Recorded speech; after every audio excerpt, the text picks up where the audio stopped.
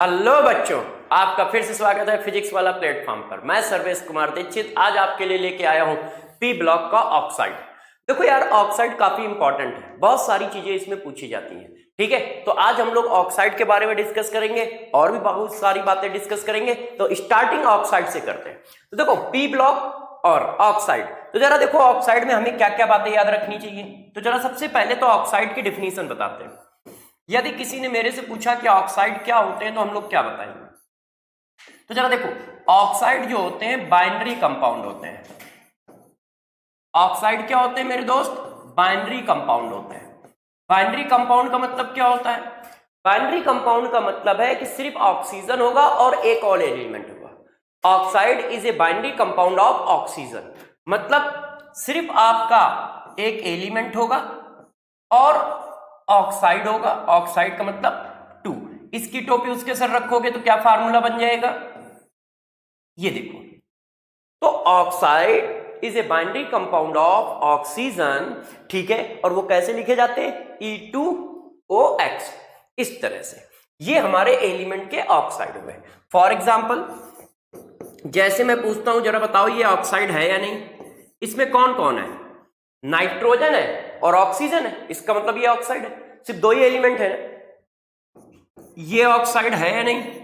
तो इसमें कौन कौन है? फास्फोरस है, ऑक्सीजन है, तो ये ऑक्साइड है। अब जरा इसको देख के बताइए, ये ऑक्साइड है या नहीं? तो इसमें भी क्या है? कार्बन है, ऑक्सीजन है, तो ये ऑक्साइड है। ठीक है, इसी तरह से यदि मैं इसकी बात करता हूं तो ये भी ऑक्साइड है। इसी तरह से दोस्तों मैं इसकी बात करता हूं तो ये भी ऑक्साइड है। क्यों? क्योंकि सिर्फ बाइनरी एलिमेंट है, एक ऑक्सीजन एक और कोई, एक ऑक्सीजन और एक और कोई। किस रेशियो में अटैच है इससे अपने को कोई लेना देना नहीं है। तो इसका मतलब हम ये बात तो समझ गए ना कि ऑक्साइड कहते किसे। ठीक है, अब जब जिद कर रहे हो तो जरा ये बताओ, क्या ये ऑक्साइड है हमारा? ध्यान दीजिए, ये ऑक्साइड है? नहीं। क्यों? ऑक्साइड है या नहीं बताओ? अरे यार, ये वाटर लिखा है मेरे दोस्तों, तो वाटर ऑक्साइड है कि नहीं? यस, ऑक्साइड है, ऑक्सीजन का बाइनरी कंपाउंड है कि नहीं? सिर्फ ऑक्सीजन है और क्या है? H है, तो ऑक्साइड है। मगर यही बात मैं ऐसे लिख दूं, HNO3, तो HNO3 ऑक्साइड नहीं है। क्यों? एक एटम ऑक्सीजन हो गया, एक एटम हमारा नाइट्रोजन हो गया और एक एटम हमारा हाइड्रोजन हो गया। तो अब यहां 3 एटम है, और यदि 3 एटम है तो वो ऑक्साइड नहीं होगा। 3 डिफरेंट एटम नहीं होने चाहिए, 3 डिफरेंट एटम नहीं होने चाहिए। सिर्फ ऑक्सीजन होगा और एक डिफरेंट एटम होगा। ऑक्सीजन के साथ 2 डिफरेंट एटम हो गए तो वो ऑक्साइड नहीं होगा। इतनी बात क्लियर है? बात समझ पा रहे हो?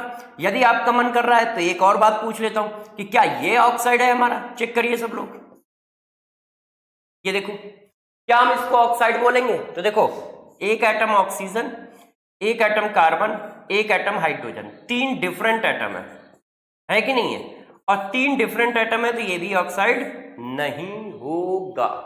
तो पहला क्वेश्चन तो यही आता है यार, इनमें से कौन ऑक्साइड है कौन ऑक्साइड नहीं है। अब आपका मन कर रहा है तो एक आधा और चिपका देते हैं। ये बताओ, इन दोनों में से कौन ऑक्साइड है? देखो, ऑक्सीजन, ऑक्सीजन के बाद एक एटम, तो ये तो ऑक्साइड है। अब इसमें क्या है?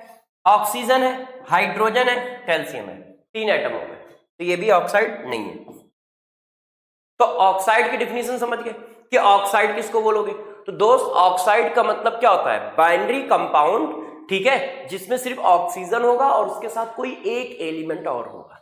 यदि ऑक्सीजन के साथ 2 डिफरेंट एलिमेंट हो गए तो इसका मतलब वो ऑक्साइड नहीं है। ठीक है, अब बातों को और आगे बढ़ाते हैं। तो जरा अपना मोबाइल में साइलेंट कर दूं। देखो बच्चों यार, इस बात को आप आगे बढ़ाते रहिए।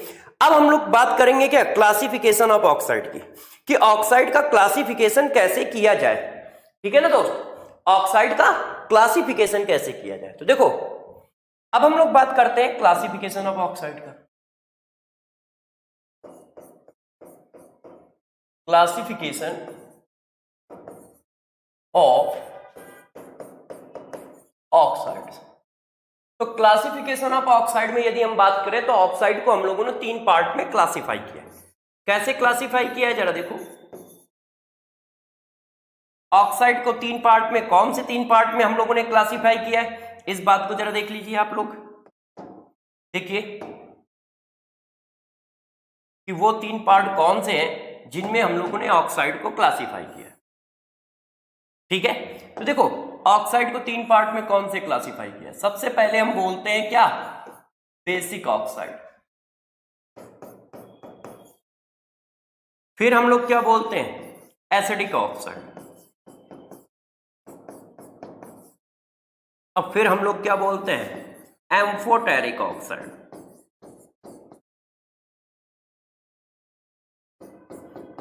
ऑक्साइड को इन 3 क्लासों में हम लोग क्लासिफाई करते हैं। अब जरा देखो यार, बेसिक ऑक्साइड किसको बोलेंगे।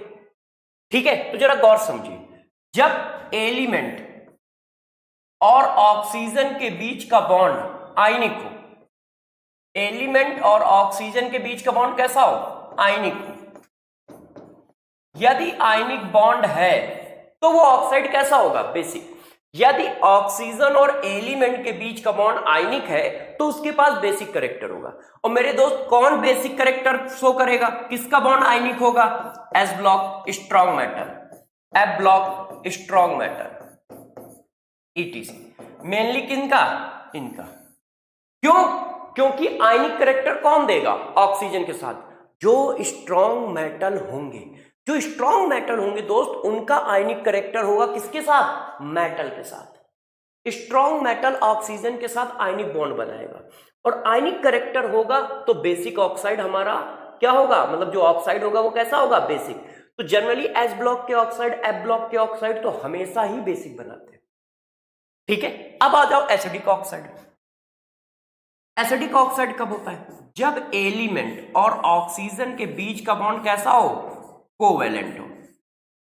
यदि एलिमेंट और ऑक्सीजन के बीच का बॉन्ड दोस्त कोवेलेंट है तो वो एसिडिक ऑक्साइड होगा। जैसे पी ब्लॉक, पी ब्लॉक के एलिमेंट लगभग कोवेलेंट कैरेक्टर फॉर्म करते हैं। क्यों, क्योंकि नॉन मेटल कोवेलेंट बॉन्ड बनाते हैं। इसमें से मेनली कौन है, 14, 15, 16, 17 ग्रुप, ये मेनली है।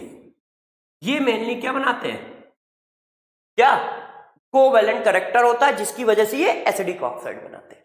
अब एम्फोटेरिक ऑक्साइड के बारे में समझिए दोस्त। यदि हम एम्फोटेरिक ऑक्साइड की बात करें तो एम्फोटेरिक ऑक्साइड पूरी पीरियोडिक टेबल में बिखरे हुए हैं। ये कोई एक स्पेसिफिक जगह पे नहीं है, पूरी पीरियोडिक टेबल में है। एम्फोटेरिक का मतलब ऐसे ऑक्साइड जो एसिड से भी रिएक्शन कर सकते हो और बेस से भी रिएक्शन कर सकते हो, है ना। मतलब रिएक्ट विद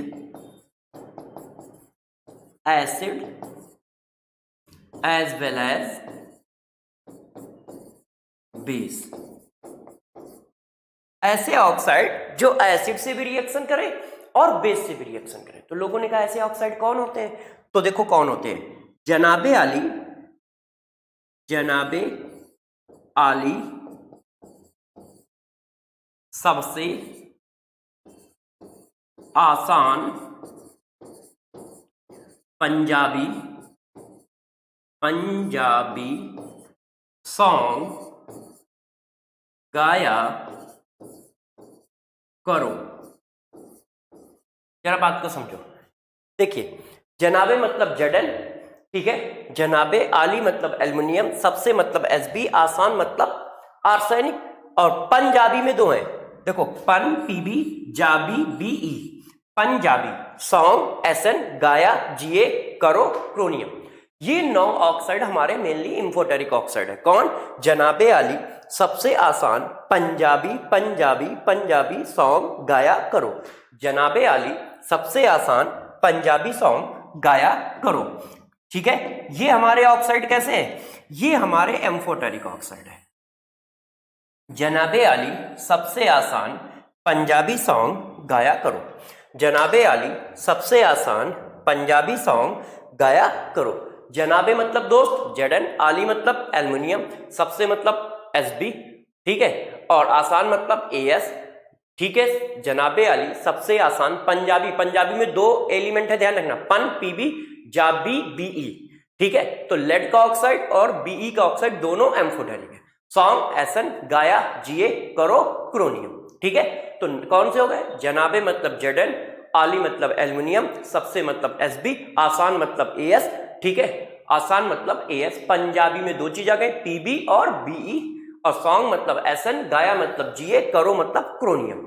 ठीक, और नेक्स्ट अभी ये खत्म नहीं हुआ है, और जो एम्फोटेरिक ऑक्साइड है वो ये है, कौन से, जरा गौर समझो, टीपो सब, टीई, ठीक है, टीपो, टीपो पोलेनियम सब मतलब वही एसबी वाला तो मैंने उधर भी लिख दिया है।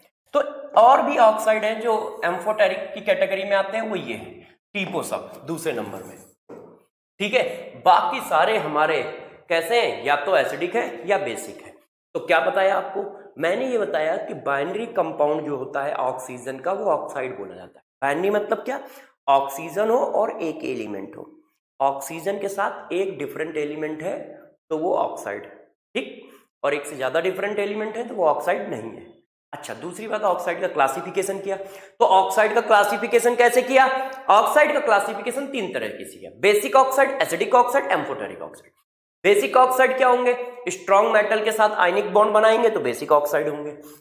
एसिडिक ऑक्साइड कौन होंगे, जो कोवेलेंट बॉन्ड बनाएंगे, तो मेटल आयनिक बॉन्ड बनाएंगे, इसलिए एस ब्लॉक, एफ ब्लॉक हमारा बेसिक ऑक्साइड होता है। डी में बेसिक भी है, एसिडिक भी है, एम्फोटेरिक भी है। इसी तरह से पी ब्लॉक हमारा मेनली क्या है, कोवेलेंट बॉन्ड बनाता है, इसी वजह से वो एसिडिक ऑक्साइड है। ठीक है, और फिर एम्फोटेरिक ऑक्साइड की बात आई, वो पूरी पीरियोडिक टेबल से आते हैं, इसलिए उनको याद रखना ज्यादा जरूरी है, मेनली बॉर्डर लाइन से आते हैं। तो कौन कौन से होते हैं, जनाबे मतलब जडन, आली मतलब एल्युमिनियम, सबसे मतलब एसबी, आसान मतलब एएस, ठीक है, सॉन्ग पंजाबी पीबी और बीई, सॉन्ग एसएन, गाया जीए, करो क्रोनियम, और टीपो सब टीई पीओ सब एसबी, एसबी वहां पर भी लिखा है, यहां पर भी लिखा है, तो यहां से हटा सकते हो, टीपो सब, टीपो सब, टीई पीओ और एसबी, इनके ऑक्साइड भी एम्फोटेरिक ऑक्साइड है। ठीक है दोस्तों, अब इसके बाद last and final point, neutral oxide. Neutral oxide कौन से होते हैं, तो देखो यार, न्यूट्रल ऑक्साइड हमारे पास है NO, N2O, CO और वाटर, ये चार ऑक्साइड न्यूट्रल हैं, जबकि ये सब के सब कोवेलेंट ऑक्साइड है, सब के सब कोवेलेंट ऑक्साइड है, मगर इनमें ना तो एसिडिक कैरेक्टर है ना बेसिक कैरेक्टर है, ये न्यूट्रल है। कौन, NO, N2O, ठीक है, NO, N2O, CO और वाटर, NO, N2O, CO और वाटर, NO, N2O, CO और वाटर। ठीक है, इस बात को ध्यान रखोगे, ये हमारे क्या है, न्यूट्रल ऑक्साइड है। तो जरा देखो यार, कहानी में यहां तक मैंने बातें बता दी और इसका क्लासिफिकेशन कर दिया। अब ऑक्साइड की कुछ प्रॉपर्टियां जो बहुत इंपॉर्टेंट है, अब हम लोग उनको डिस्कस करेंगे एक एक करके। तो इतनी बात पहले समझ पाए क्या, कौन कौन से ऑक्साइड कैसे हैं। ठीक है, एम्फोटेरिक ऑक्साइड याद रखना बहुत जरूरी है, क्योंकि ये ज्यादा पूछे जाते हैं। तो कैसे याद रखोगे, जनाबे आली, सबसे आसान, पंजाबी, सॉन्ग, गाया, करो, जनाबे आली, सबसे आसान, पंजाबी, सॉन्ग, गाया, करो। ठीक है, अब कहानी को थोड़ा सा और आगे ले चलते हैं। अब देखो यार, अब हम बात करते हैं रिएक्शन ऑफ ऑक्साइड, ऑक्साइड के रिएक्शन की बात करते हैं। यदि ऑक्साइड रिएक्शन करेंगे तो कैसे करेंगे, ठीक है, इनको जरा देखो, आप गौर समझिएगा, कॉन्सेप्ट आपको दे रहा हूं, इनको अच्छे से याद रखें। कॉन्सेप्ट नंबर 1, कॉन्सेप्ट नंबर 1 किसका है, हाइड्रोलिसिस का है। कॉन्सेप्ट नंबर 1 किसका है, हाइड्रोलिसिस का। हाइड्रोलिसिस का कॉन्सेप्ट क्या है, जरा देखो, यदि आप एसिडिक ऑक्साइड की हाइड्रोलिसिस करते हो, यदि आप एसिडिक ऑक्साइड की हाइड्रोलिसिस करते हो मेरे दोस्त, तो ध्यान रखिएगा क्या बनेगा, oxo acid with same oxidation number,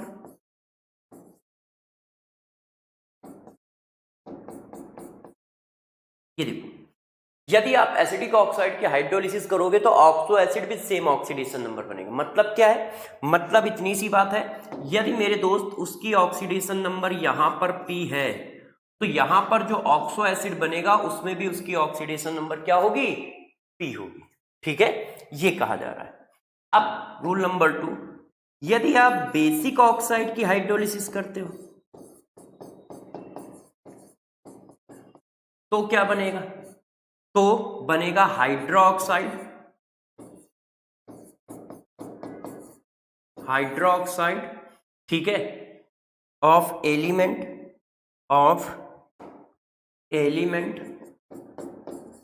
with same oxidation number, with same oxidation number. तो क्या होगा मेरे दोस्त, हाइड्रोक्साइड बनेगा एलिमेंट का और ऑक्सीडेशन नंबर सेम रहेगी, जो यहां पे रहेगी वही वहां पे रहेगी। इसका मतलब आप ये कह रहे हो यदि यहां पर उसकी ऑक्सीडेशन नंबर P है तो यहां पर भी उसकी ऑक्सीडेशन नंबर P रहेगी। तुम ये बात बताना चाहते हो, इसका मतलब ये होगा, ठीक है। अब जरा आगे बढ़ते हैं। यदि आपने एम्फोटेरिक का करा दिया तो, यदि हम एम्फोटेरिक ऑक्साइड का करा रहे हैं तो कैसे होगा, एम्फोटेरिक ऑक्साइड, यदि हम एम्फोटेरिक ऑक्साइड की हाइड्रोलिसिस कराते हैं तो क्या बनेगा, तो भी बनेगा हाइड्रोक्साइड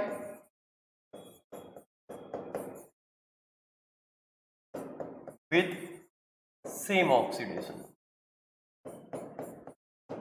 सेम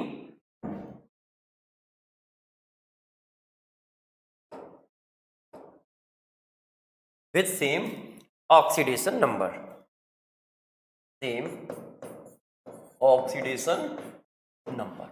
ये देखो, ठीक है, रूल समझ गए। अब इस रूल के कुछ एग्जांपल दे देते हैं। जैसे ये देखो यार, किसी ने SO3 की हाइड्रोलिसिस की तो हमें क्या आंसर बनाना चाहिए, किसी ने P4O10 की हाइड्रोलिसिस की तो हमें क्या आंसर बनाना चाहिए, ठीक है। किसी ने हमारे पास Mn2O7 की हाइड्रोलिसिस की तो दोस्त हमें क्या बनाना चाहिए, किसी ने हमारे साथ Cl2O7 की हाइड्रोलिसिस की तो हमें क्या बनाना चाहिए। किसी ने कहा कि यार कैल्शियम ऑक्साइड को यदि पानी में डाल दिया जाए तो क्या आंसर आएगा। किसी ने कहा यार एल्युमिनियम ऑक्साइड को यदि पानी में डाल दिया जाए तो क्या आंसर आएगा। अब इन सभी रिएक्शनों को जरा आप अच्छे से समझें कि क्या आंसर आएगा।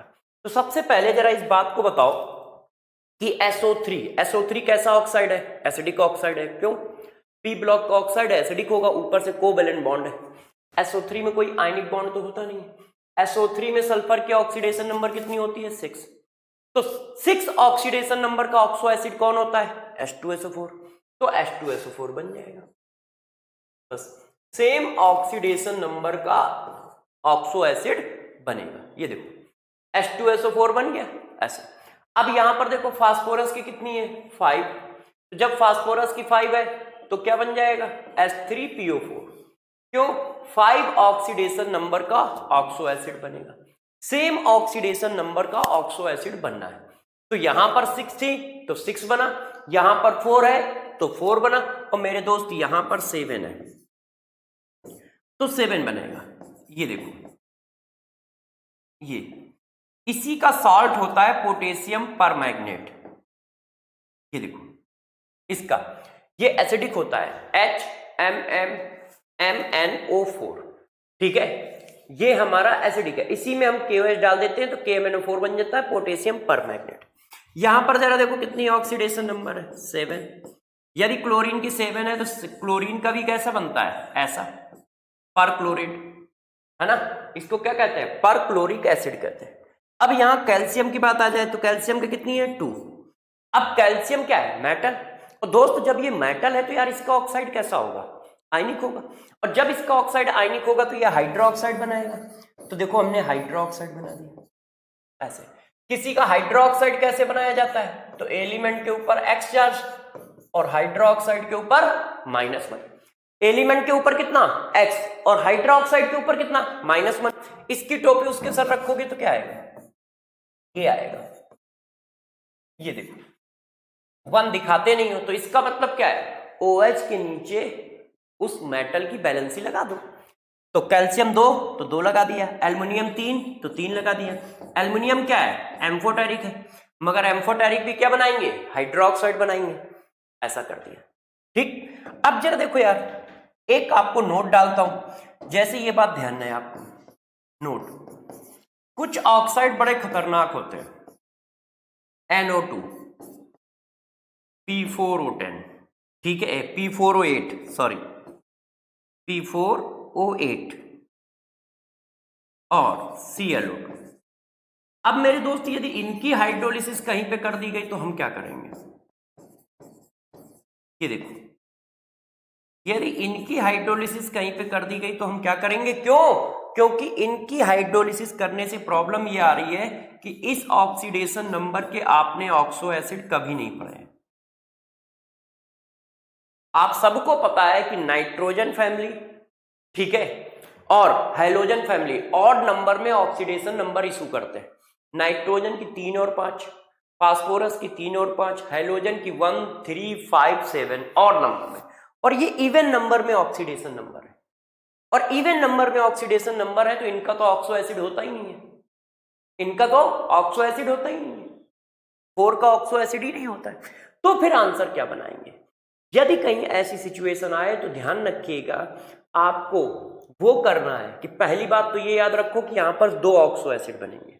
पहला पॉइंट याद रखोगे क्या? यहां पर कितने ऑक्सो एसिड बनेंगे? 2 ऑक्सो एसिड बनेंगे, 2 ऑक्सो एसिड बनेंगे। पहला काम तो ये हुआ कि हमें इतनी बात याद होनी चाहिए कि यहां पर कितने ऑक्सो एसिड बनेंगे मेरे दोस्त? 2 ऑक्सो एसिड बनेंगे। पहला पॉइंट तो ये हुआ, ठीक है। और ये ऑक्साइड जो होते हैं ये मिक्स ऑक्साइड बोले जाते हैं। ये क्या बोले जाते हैं? Mixed oxide. तो मिक्स्ड ऑक्साइड की हाइड्रोलिसिस करने पर 2 ऑक्सो एसिड बनेंगे, और वो 2 ऑक्सो एसिड कौन होंगे?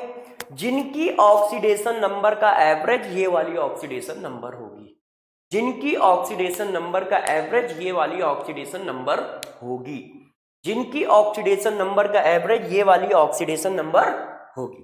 अब जैसे 4 है तो आपको पता है कि नाइट्रिक एसिड में नाइट्रोजन की कितनी होती है? 5। नाइट्रस एसिड में नाइट्रोजन की कितनी होती है? 3।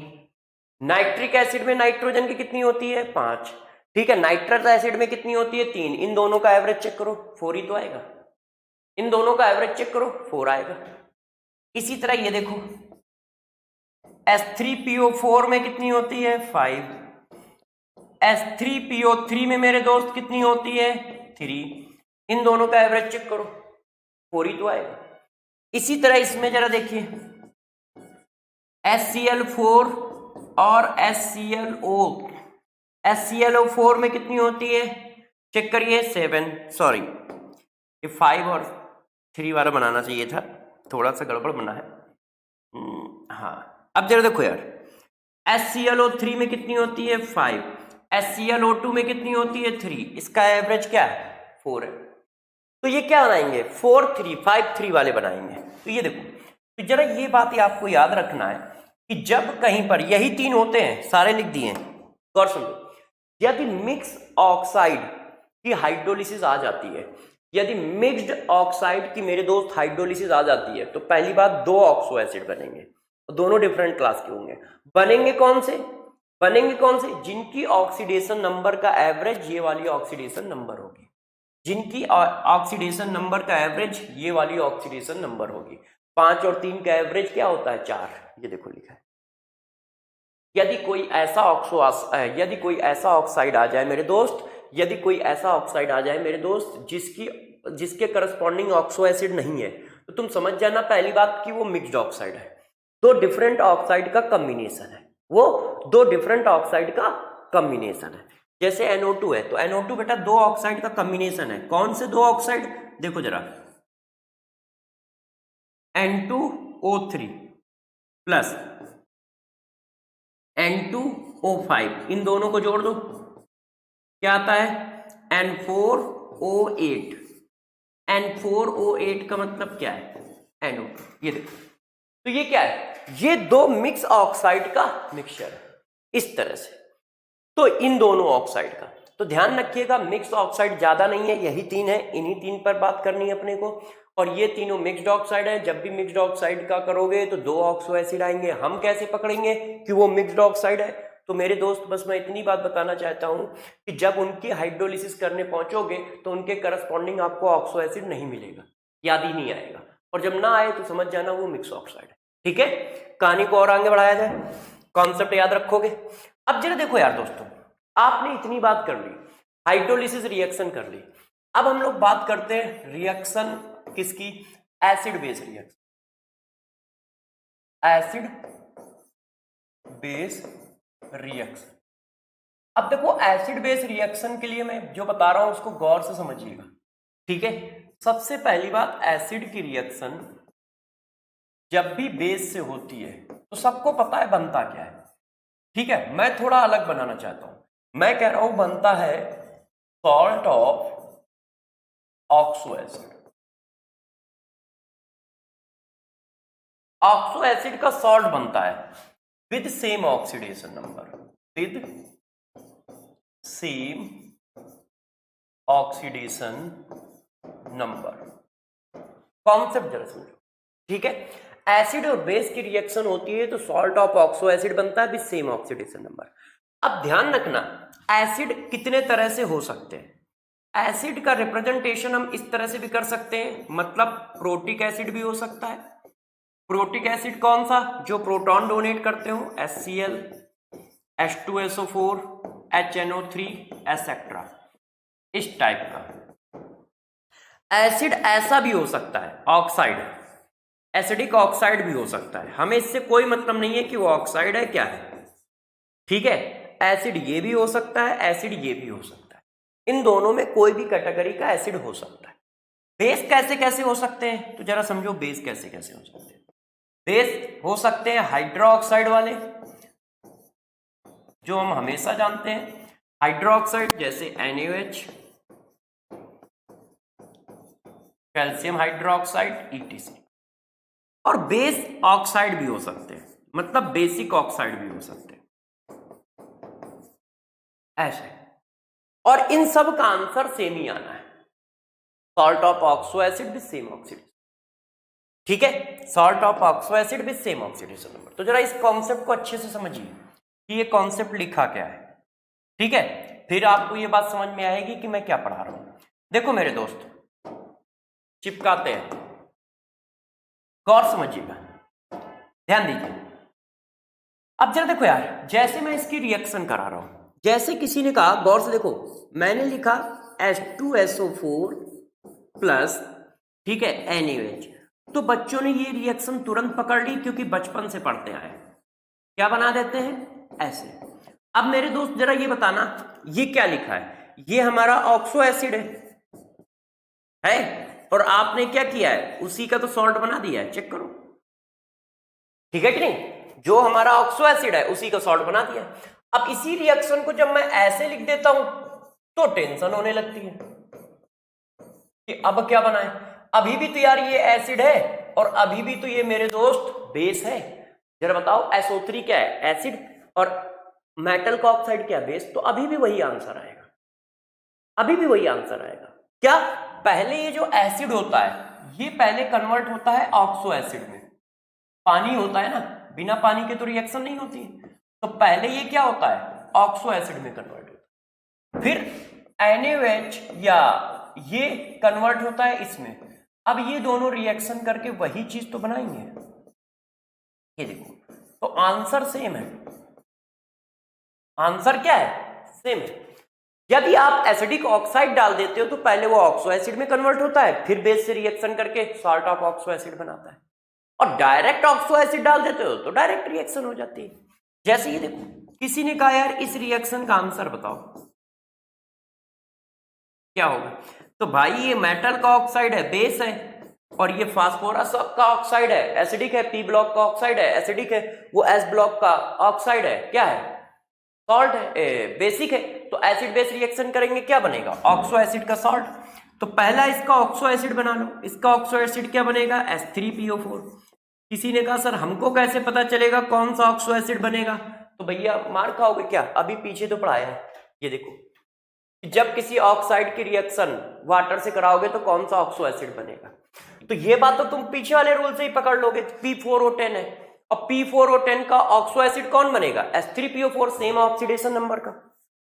अब इसका क्या करोगे, इसका सॉल्ट बना दो, तो इसका सॉल्ट क्या आएगा, अब देखो कैल्शियम की ऑक्सीडेशन नंबर दोस्त कितनी होती है, सबको पता है कैल्शियम की 2 होती है, फास्फेट की कितनी होती है 3। तो जब कैल्शियम की 2 होती है, फास्फेट की 3 होती है, तो इसी तरह का तो सॉल्ट बनेगा CA3PO4 का होल ट्वाइस, CA3PO4 का होल ट्वाइस। क्यों? क्योंकि कैल्शियम की 2 है, फास्फेट की 3, कैल्शियम की 2 है, फास्फेट की 3। ठीक है, मैं रूल लिख रहा हूं, एग्जाम्पल थोड़े कम दे रहा हूं समय को ध्यान में रखते हुए, तो बात समझ रहे हो कि जब भी कहीं पर ऐसा होगा तो क्या होगा। अब कहानी को थोड़ा सा और आगे ले चलते हैं। एसिडिक ऑक्साइड रिएक्शन बेस से करेगा तो क्या होगा, यहां तक बता दिया। अब बात करते हैं एक एक करके इनकी प्रॉपर्टी की, तो कुछ और प्रॉपर्टी डिस्कस करते हैं। तो उसमें से सबसे पहली प्रॉपर्टी मतलब और प्रॉपर्टी आ रही है एसिडिक स्ट्रेंथ। एसिडिक स्ट्रेंथ, यदि एसिडिक स्ट्रेंथ की बात की जाए तो कैसे करोगे, ठीक है, कि क्या एसिडिक स्ट्रेंथ बनाई जाए। तो जरा दोस्तों ध्यान दीजिए, एसिडिक स्ट्रेंथ कैसे निकालोगे, इस बात को ध्यान रखिए कि जो एसिडिक स्ट्रेंथ होती है वो डायरेक्टली प्रोपोर्शनल होती है ऑक्सीडेशन नंबर ऑफ ऑक्साइड के। जितनी ज्यादा ऑक्सीडेशन नंबर उतनी ज्यादा एसिडिक स्ट्रेंथ।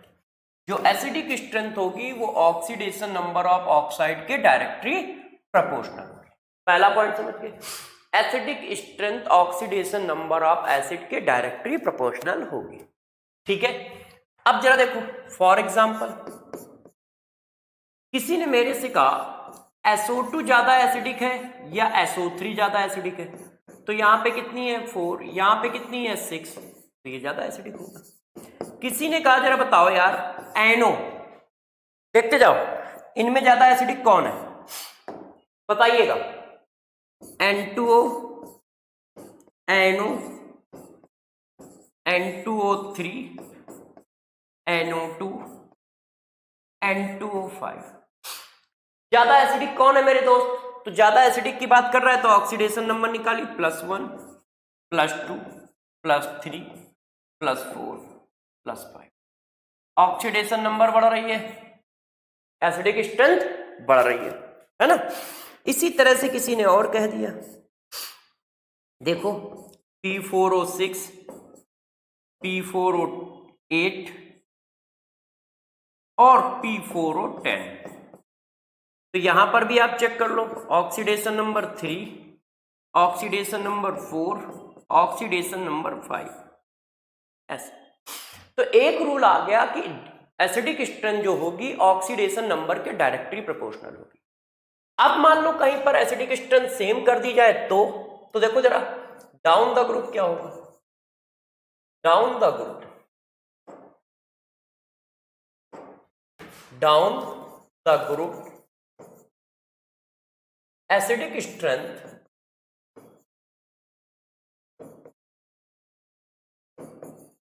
डिक्रीजेस।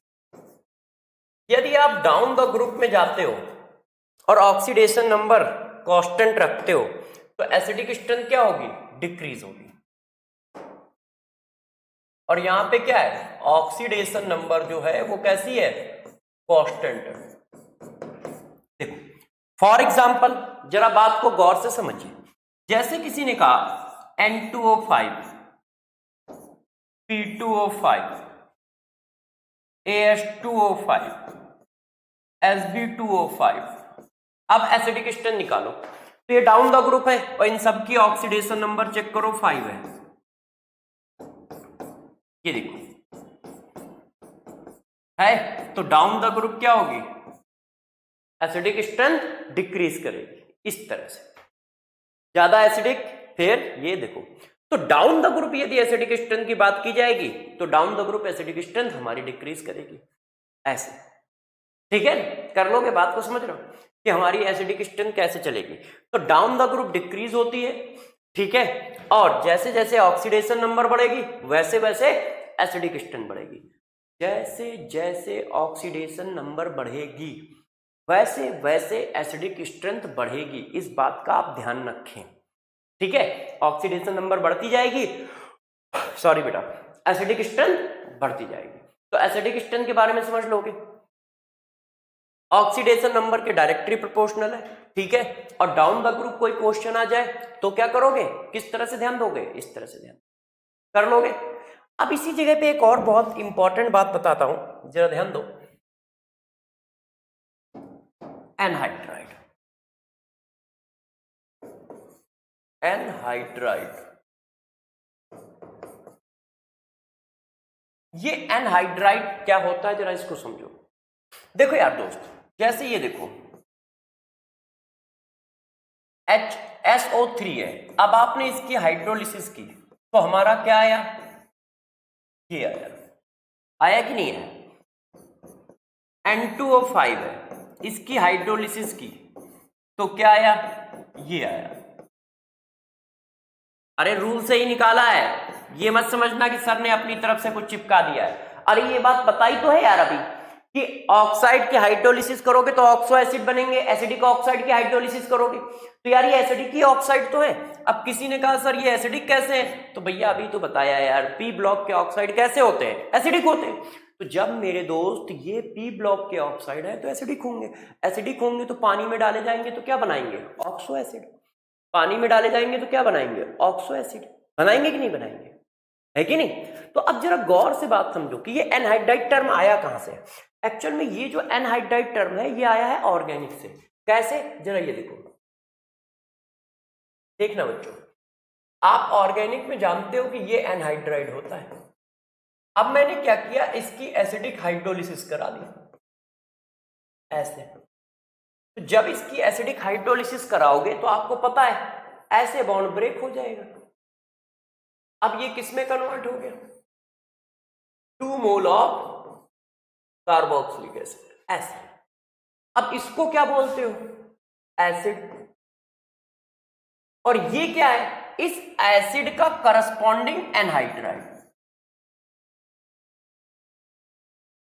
इस एसिड का करस्पॉन्डिंग एनहाइड्राइड। एसिड के करस्पॉन्डिंग एनहाइड्राइड में हुआ क्या है, जब तुम एनहाइड्राइड में पानी डाल रहे हो तो एसिड मिल रहा है, यही तो मिल रहा है। जब आप एनहाइड्राइड में पानी डाल रहे हो तो एसिड मिल रहा है। तो इसी तरह से इनऑर्गेनिक में भी कहा जाता है, ये क्या हुआ, acid.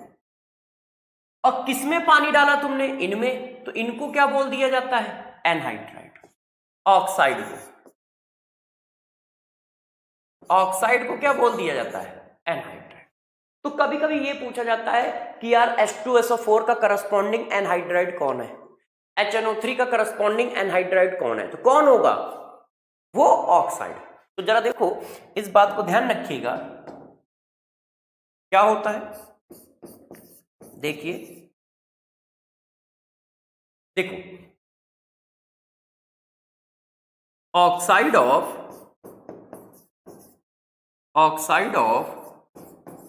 corresponding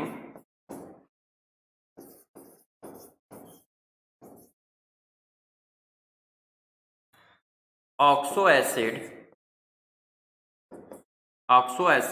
is known as anhydride। देखो, करस्पॉन्डिंग, तो oxide of corresponding oxo acid is known as anhydride. तुम क्या करोगे, उसके करस्पॉन्डिंग ऑक्साइड को ही एनहाइड्राइड बोल दोगे। ये देखो, ठीक है। किसी ने कहा उसका करस्पॉन्डिंग ऑक्साइड कैसे निकालेंगे, जो ऑक्सीडेशन नंबर एसिड की होगी वही ऑक्सीडेशन नंबर एनहाइड्राइड की होगी। सिंपल सी बात है। किसी ने कहा हम निकालेंगे कैसे, तो जरा देखो, ऑक्सो एसिड की ऑक्सीडेशन नंबर और एनहाइड्राइड की ऑक्सीडेशन नंबर सेम होगी। क्या होगी, सेम होगी। क्या, ऑक्सीडेशन नंबर। सिर्फ मिक्स्ड ऑक्साइड के केस में अलग होगी। जैसे, गौर से मेरी बात को समझिए, select the anhydride of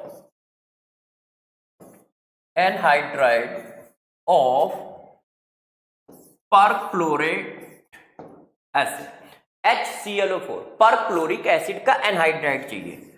option में उन्होंने दे दिया ClO2, Cl2O3, Cl2O7 Cl2O5। अब आप कैसे निकालोगे? तो कुछ मत करो, जरा इसकी ऑक्सीडेशन नंबर निकाल लो। कुछ ना करो का मतलब ये नहीं है कि कुछ नहीं करोगे, कि सर ने कहा है कुछ ना करो। कुछ ना करने का मतलब है जो कह रहा हूं वो करो। तो क्या करोगे? इसकी ऑक्सीडेशन नंबर निकालोगे। किसकी? ऑक्सो एसिड की। कितनी आई? 7। अब आप चेक कर लो इनमें से 7 किसकी है। जिसकी 7 होगी बस वही आंसर होगा। इनमें से 7 जरा चेक करो किसकी है। बस सेम ऑक्सीडेशन नंबर वाला ऑक्साइड क्या कर दो?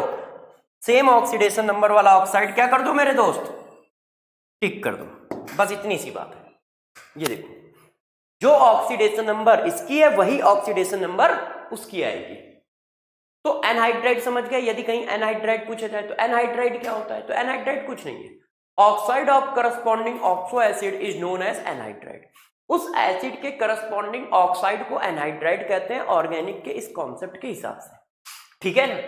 तो हमसे पूछेगा एनहाइड्राइड तो हम बता देंगे, या फिर ऐसा भी पूछ सकता है कि Cl2O7 इनमें से किसका एनहाइड्राइड है? तो सेम ऑक्सीडेशन नंबर सेलेक्ट कर लो। कहां पर ऑक्सीडेशन नंबर सेम नहीं मिलेगी? एक जगह पे ऑक्सीडेशन नंबर सेम आपको नहीं मिलेगी। कहां नहीं मिलेगी? नोट, जहां पर मिक्स्ड ऑक्साइड होगा। जो मिक्स्ड ऑक्साइड होगा वो तो दो, आपको मैंने अभी पीछे पढ़ाया, वो हाइड्रोलिसिस करने पर 2 ऑक्सो एसिड रिलीज करता है ना?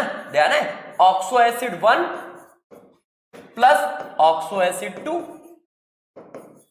तो जब यार ये 2 ऑक्सो एसिड रिलीज करेगा तो इनकी ऑक्सीडेशन नंबर सेम नहीं होंगी। ये P आएगी तो ये Q आएगी, ये W आएगी।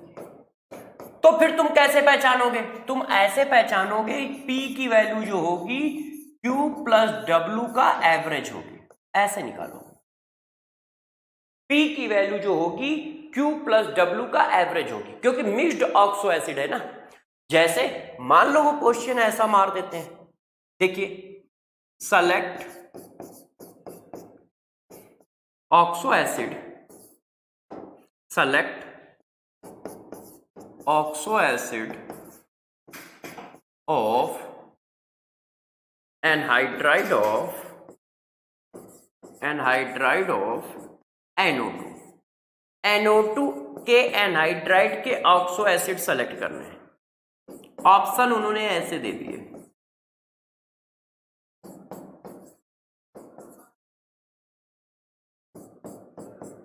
ये देखो दोस्तों। तो अब हम कैसे करेंगे? तो हमें कुछ नहीं करना है, मैंने देखा इसकी ऑक्सीडेशन नंबर +4 है। अब हम सबको पता है कि +4 ऑक्सीडेशन नंबर का ऑक्सो एसिड नहीं होता है। तो बस ये चेक कर लो किन 2 ऑक्सो एसिड का सम +4 आ रहा है, किन 2 ऑक्सो एसिड के ऑक्सीडेशन नंबर के सम का एवरेज +4 आ रहा है। तो मैंने इसको निकाला +5, सॉरी, इसको निकाला +5, इसको निकाला +3। इन दोनों का एवरेज क्या आ रहा है? 4। तो इसका मतलब बोथ आंसर आ जाएगा। इसका मतलब क्या है? बोथ आंसर आ जाएगा। ठीक है ना? तो इस बात को जरा ध्यान दो, यदि हमसे कहीं पर यह बात पूछी जा रही है कि एनहाइड्राइड बताओ, तो एनहाइड्राइड क्या होता है? ऑक्सो एसिड के करस्पॉन्डिंग ऑक्साइड को एनहाइड्राइड कहते हैं, और दोनों के ऑक्सीडेशन नंबर सेम होंगे। जब मिक्स्ड ऑक्साइड डाला जाएगा तभी ऑक्सीडेशन नंबर में डिफरेंस आएगा, क्योंकि मिक्स्ड ऑक्सीडेशन नंबर वाला ऑक्सो एसिड एक रिडॉक्स रिएक्शन होता है ना? ये देखो, तो इस बात को समझ गया, जब मिक्स्ड ऑक्साइड डाला जाएगा तभी ऑक्सीडेशन नंबर में चेंज आएगा। और हम कैसे पकड़ेंगे? हम ऐसे पकड़ेंगे कि जो तुमने ऑक्साइड डाला है वो उन दोनों का एवरेज होना चाहिए। तो देख लेंगे किसका एवरेज वो ऑक्साइड बनना, वही उसके आंसर होंगे। बात खत्म हुई? अच्छा, तो आपको मैंने क्या बता दिया? आपको मैंने दोस्त ये बता दिया कि एसिडिक स्ट्रेंथ कैसे निकालोगे, आपको ये बता दिया एनहाइड्राइड कैसे बनाओगे, ठीक है, आपको ये बता दिया हाइड्रोलिसिस कैसे करोगे। अब बात करते हैं मैग्नेटिक नेचर की, कि इनके मैग्नेटिक नेचर को कैसे पकड़ोगे। ऑक्साइड के मैग्नेटिक नेचर देखो, अब हम मैग्नेटिक नेचर की बात कर रहे हैं तो हम पूरी पीरियोडिक टेबल का मैग्नेटिक नेचर एक साथ चिपकाएंगे। ठीक है, गौर समझिए। ऑक्साइड जो होते हैं जनरली कैसे होते हैं? डायामैग्नेटिक होते हैं। Diamagnetic in nature. कोई भी ऑक्साइड तुमसे पूछा जाए क्या है तो तुम उसको हमेशा मान के चलिए डायामैग्नेटिक नेचर में। वो एसिडिक नेचर का नहीं है, वो कैसा है, डायामैग्नेटिक नेचर का है।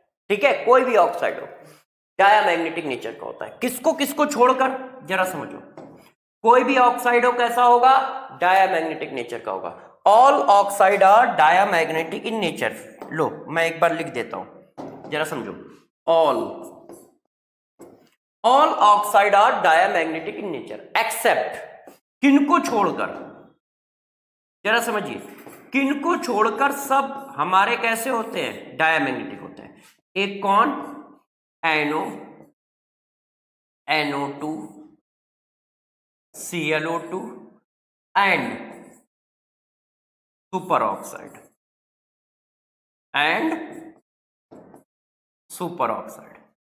इनको यदि छोड़ दिया जाए तो ध्यान रखिएगा सभी ऑक्साइड जो होंगे हमारे वो डायामैग्नेटिक नेचर के होंगे। सभी ऑक्साइड जो होंगे वो हमारे कैसे होंगे, डायामैग्नेटिक नेचर के होंगे। ठीक है, ध्यान रखिए सभी ऑक्साइड जो होंगे वो हमारे डायामैग्नेटिक नेचर के होंगे। ठीक, कैसे कैसे क्या क्या होता है इस बात को एक्सप्लेन करता हूं। यदि मान लो कोई हमसे कहता है, जरा गौर से देखिए कि Na2O P4O10 SO3, ठीक है, CaO B2O3 कार्बन डाइऑक्साइड, ये किस नेचर के हैं? तो क्या ये NO है, क्या ये NO2 है, क्या ये ClO2 है, क्या ये सुपर ऑक्साइड है? नहीं। तो ये सब कैसे होंगे दोस्त, डायामैग्नेटिक नेचर के।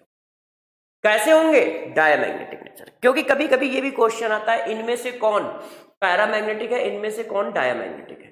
तो आप कैसे निकालोगे, आप इन सब को डायामैग्नेटिक बोल दोगे, इन सब को क्या बोल दोगे, डायामैग्नेटिक बोल दोगे।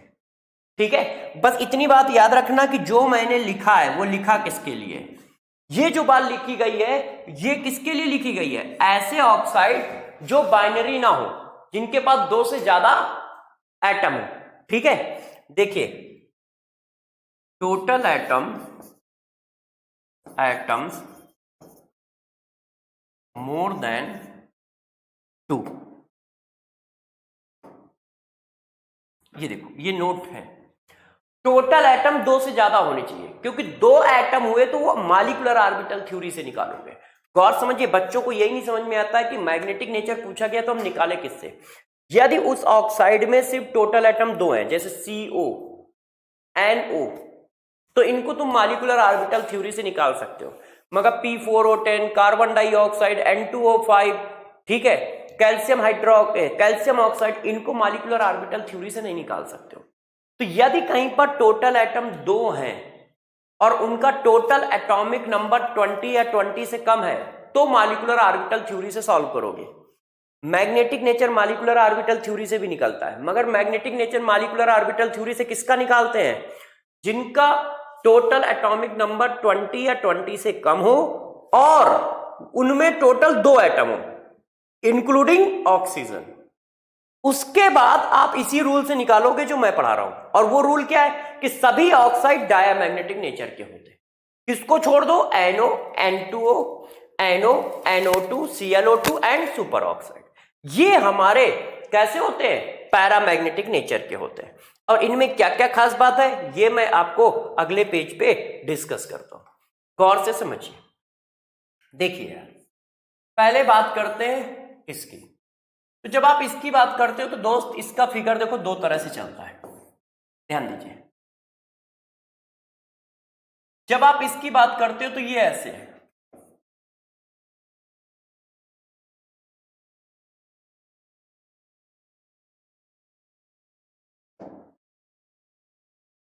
चलो पूरा रफ कर देता हूं, ये ऐसे है दोस्त, ये देखो ऐसे। अब जरा देखो यार, इस बात को थोड़ा सा और अच्छे से समझिए, मैं इसको और अच्छे से लिख देता हूं, इसको इस तरह से भी लिख देता हूं। यही फिगर है, इसको बस मैंने 2 तरह से लिख दिया है, ये देखो।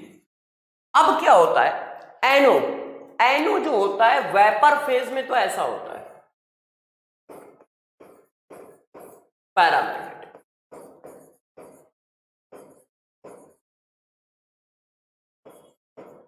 ऐसा। मगर क्या होता है जब आप इसका लिक्विड फेज लेते हो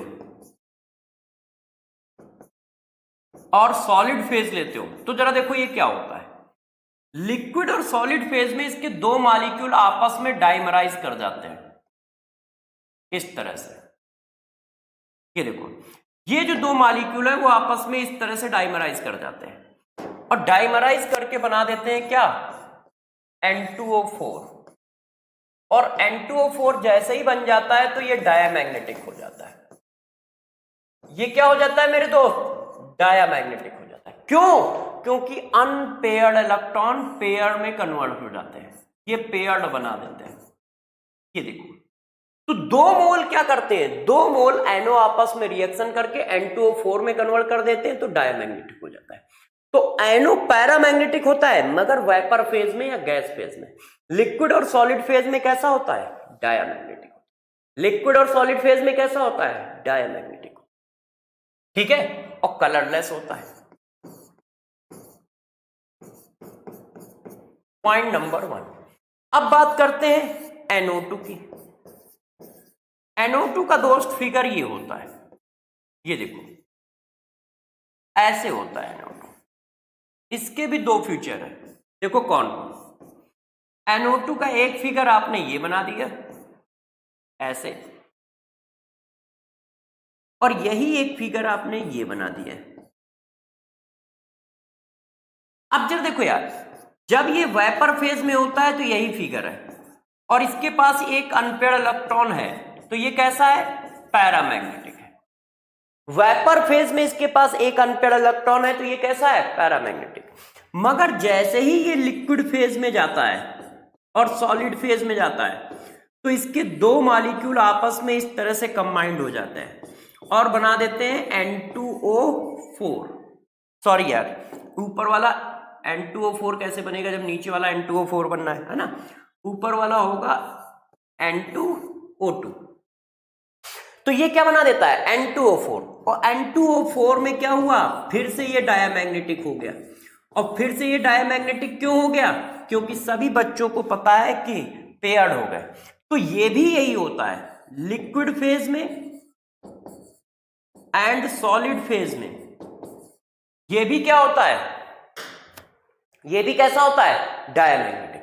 ये भी कैसा होता है, डायामैग्नेटिक। दोनों में डिफरेंस क्या है, दोनों में डिफरेंस है कि जब ये NO2 होता है तो ये कलर्ड होता है। NO2 जो होता है वो कलर्ड होता है और इसका कलर क्या होता है, सभी बच्चों को पता है, ब्राउन कलर का। और ये जो होता है ये कलरलेस होता है। जैसे क्वेश्चन आया कि एक गैस है, ठीक है, एक गैस है जो वेपर फेज में पैरामैग्नेटिक कलर शो कर रही है और जब हम उसको कंडेंस करते हैं तो उसका मैग्नेटिक कैरेक्टर लॉस हो जाता है।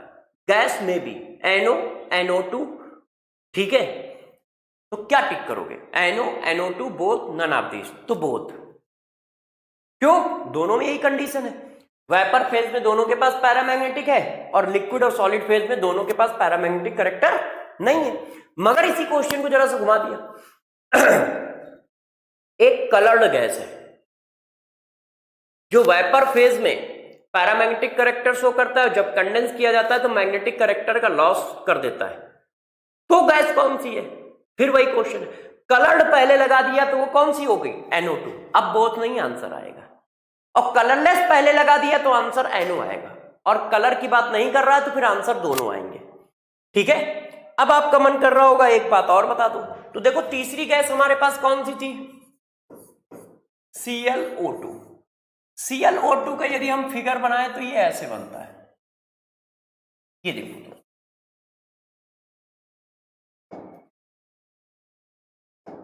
ऐसे बनता है। अब इसके पास भी ये देखो अनपेयर्ड इलेक्ट्रॉन है, मगर ये क्या होता है, सभी फेज में पैरा रहता है, ऑल फेज। ये सभी के सभी फेज में कैसा होता है, पैरामैग्नेटिक होता है। तो तीनों में डिफरेंस है, वो दोनों जो है सिर्फ वेपर फेज में पैरामैग्नेटिक रहते हैं, लिक्विड और सॉलिड फेज में डायमैग्नेटिक हो जाते हैं। ये तीनों के तीनों फेज में कैसा रहता है, पैरामैग्नेटिक। चाहे वो वेपर फेज हो, मतलब गैस फेज जिसको बोलते हो आप, चाहे वो लिक्विड फेज हो, और चाहे वो मेरे दोस्त सॉलिड फेज हो, तीनों फेज में इसका कैरेक्टर सेम रहना है। ठीक है, पैरा का पैरामैग्नेटिक ही रहेगा। अब बात करते हैं सुपर ऑक्साइड, फोर्थ नंबर। यदि हम सुपर ऑक्साइड की बात करें तो सुपर ऑक्साइड होता क्या है? सुपर ऑक्साइड होता है O2 पर सिंगल निगेटिव। अब O2 पर जब सिंगल निगेटिव है तो देखो यहां पर MOT लगेगी, मॉलिक्यूलर ऑर्बिटल थ्योरी अप्लाई होगी। डाई एटॉमिक है और टोटल एटॉमिक नंबर 20 से कम है। नाइट्रोजन कितना, सॉरी ऑक्सीजन कितना होता है? 8 8 8 16 1 17 ही तो होगा। तो मैंने आपको रूल पढ़ाया था, ठीक है, क्या पढ़ाया था यदि याद है? MOT में 8 8 और +1 माइनस लिखा है ना एक, तो कितना हो गया 7, इसमें 8 माइनस कर दो, कितना आ गया 9 आया। अब यदि आपको ध्यान हो तो इसी को मैंने नाम दिया है रिमाइंडर, वहां पर, ठीक है। यदि रिमाइंडर कितना आ रहा है, 4 6 10 12 आ रहा है तो डाया, 4 6 10 12 आ रहा है तो डाया, नहीं तो पैरा। क्या 4 आ रहा है, क्या 6 आ रहा है, क्या 10 आ रहा है, क्या 12 आ रहा है? नहीं, तो फिर ये कैसा है, पैरा। तो ये कैसा होगा, पैरामैग्नेटिक होगा। तो जब भी कोई सुपर ऑक्साइड होगा तो वो पैरामैग्नेटिक होता है। ऑक्साइड पैरामैग्नेटिक नहीं होता है, क्यों? ये देखो, इसके पास 8 है, 2 इलेक्ट्रॉन आ गए, 10 हो गया, 10 तो नियॉन का होता है, तो अनपेड इलेक्ट्रॉन मिलेंगे नहीं। पर ऑक्साइड भी हमारा क्या होता है, पर ऑक्साइड भी डाया होता है, क्यों? 16 और 2 आ गए, 18 हो गए। 18 किसका है, नियॉन के बाद कौन आता है यार, आर्गन। अब ये दोनों ही क्या है, डायमैग्नेटिक होंगे। तो ध्यान रखिएगा, सिर्फ सुपर ऑक्साइड हमारा पैरा होता है। तो यदि कहीं पर सुपर ऑक्साइड लिखा है तो पैरा है, और यदि ऑक्साइड लिखा है, ये देखो मैंने एक क्वेश्चन दिया, मैंने बताओ इनमें से पैरामैग्नेटिक कौन है, इनमें से पैरामैग्नेटिक कौन है? तो मेरे दोस्त तुम कैसे बताओगे? तुम निकालोगे ऑक्सीजन, यहां पर O2 पे कितना चार्ज है, -1, यहां पर O2 पे 2 और यहां पर 2। गौर समझिए, एक ऑक्सीजन पे 2 चार्ज, क्योंकि पोटेशियम 2 है ना, तो ये तो ऑक्साइड हो गया भाई। 2 पोटेशियम है तो पोटेशियम के ऊपर +2 हो गया, एक पोटेशियम पे +1, 2 पोटेशियम पे +2 टोटल, तो ऑक्सीजन पे क्या होगा, -2, तो ये आया। यहां पर 2 पोटेशियम है, एक पोटेशियम पे +1, 2 पोटेशियम पे +2, तो O2 पे कितना आएगा, 2 माइनस। यहां पर एक पोटेशियम पे +1, तो O2 पे कितना आएगा, 1 माइनस।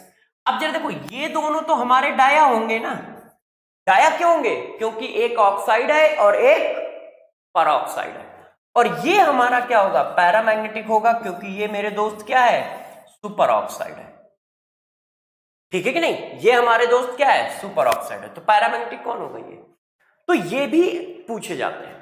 तो इतनी देर में मैंने क्या बातें बताई कि कोई भी ऑक्साइड पूछा जाए तुम क्या चिपका दोगे, कोई भी ऑक्साइड पूछा जाए दोस्त तो तुम क्या चिपका दोगे, तुम चिपका दोगे कि ये डायमैग्नेटिक है, एक्सेप्ट NO, NO2, ClO2, ठीक है, और सुपर ऑक्साइड को छोड़कर। तो मैग्नेटिक नेचर भी पूरे ऑक्साइड का हम लोगों ने क्या किया, डिस्कस कर लिया। ठीक है, अब बात को और आगे ले चलते हैं। मैग्नेटिक नेचर बता दिया, हाइड्रोलिसिस बता दी, ठीक है, एनहाइड्राइड कैरेक्टर बता दिया आपको, एसिडिक स्ट्रेंथ आपको बता दी। अब क्या रह जाता है, तो जरा देखो एक नोट, इसको आप बहुत अच्छे से याद रखें। वो क्या है,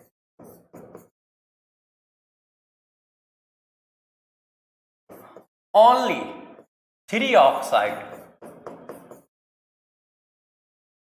exist in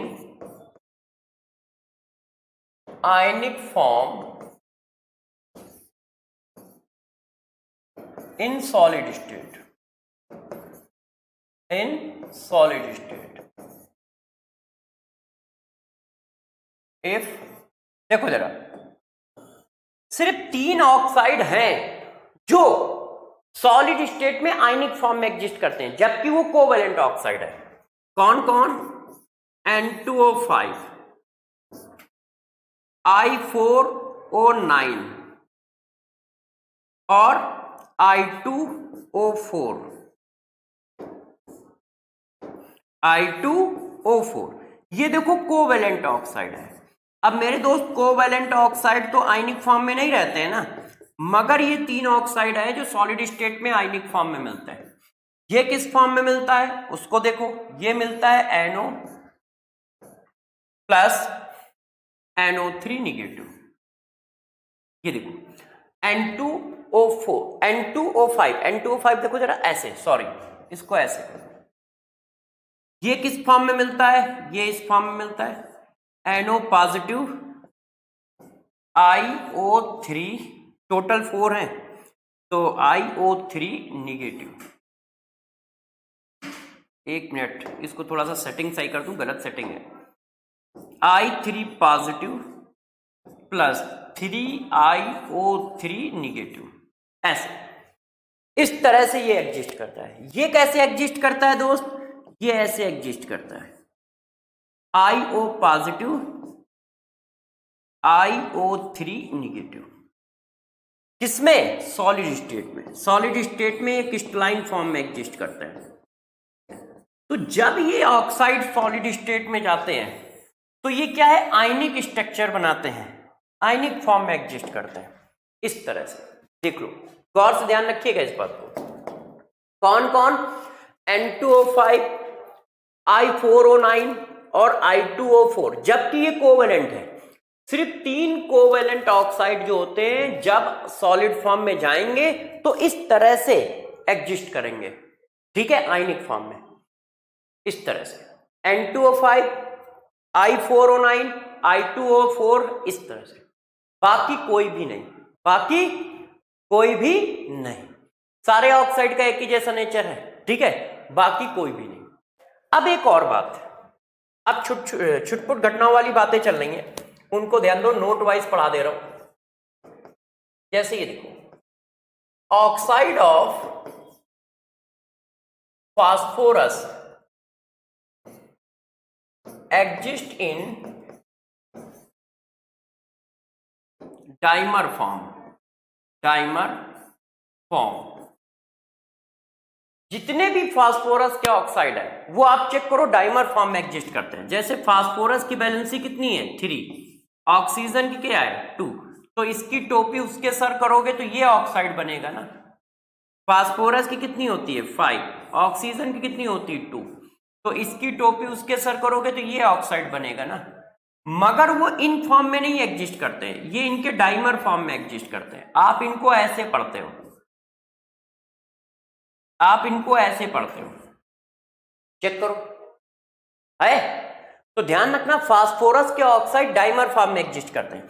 अब यदि एक मॉलिक्यूल इसका ले लो और एक मॉलिक्यूल इसका ले लो तो जरा देखना कौन सा ऑक्साइड आ जाएगा।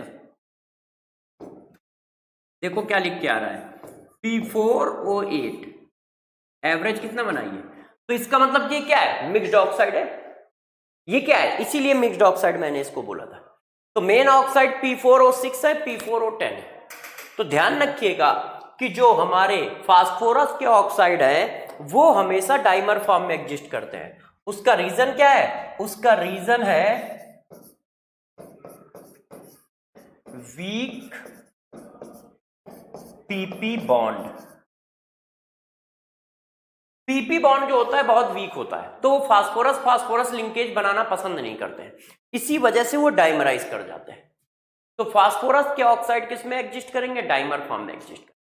इनकी हाइड्रोलिसिस कैसी होगी? सेम कॉन्सेप्ट, ठीक है। एनहाइड्राइड कैसा बनाएंगे? सेम कॉन्सेप्ट, ठीक है। मैग्नेटिक नेचर कैसा होगा? सेम कॉन्सेप्ट, क्योंकि ये सारी बातें मैं पीछे पढ़ा ही चुका हूं। एसिडिक स्ट्रेन इनकी पढ़ा ही चुका हूं। हाइड्रोलिसिस करने पर क्या बनाएंगे ये बता ही चुका हूं। इनका मैग्नेटिक नेचर बता ही चुका हूं, क्योंकि वो तो पूरी पीरियोडिक टेबल का पढ़ाया है, ठीक है। और ये किस फॉर्म में एग्जिस्ट करेंगे ये पहले ही पढ़ा चुका हूं। इनका नेचर कैसा होगा ये बता ही चुका हूं। अब जरा देखो यार, और कुछ बातें इसकी, फिर हम लोग और आगे चलते हैं। देखो अब 2-3 और बात, उसको समझो नोट नंबर नेक्स्ट। SO3, देखो यार सल्फर के 2 ऑक्साइड है, एक है SO2 और एक है SO3। SO2 तो सारे फेजों में ऐसे ही एग्जिस्ट करता है, गैस हो, लिक्विड हो या सॉलिड हो, वो इसी तरह से एग्जिस्ट करता है। मगर इसके साथ थोड़ा सा खेल है। क्या खेल है, जरा गौर से समझिएगा। जब हमारे पास गैस फेज होता है, जब हमारे पास गैस फेज होता है तो ये मोनोमर फॉर्म में एग्जिस्ट करता है। मोनोमर फॉर्म, मोनोमर फॉर्म का मतलब क्या होता है मेरे दोस्त, मतलब वो SO3 फॉर्म बनाता है। मगर जब ये सॉलिड स्टेट में जाता है, सॉलिड स्टेट, तो ये क्या करता है, ट्राइमर फॉर्म में एग्जिस्ट करता है। कैसे, 3 मॉलिक्यूल जो होते हैं इसके ऐसे आपस में ट्राइमराइज हो जाते हैं और बना देते हैं ये H3O9। इसका फिगर होता है ऐसा।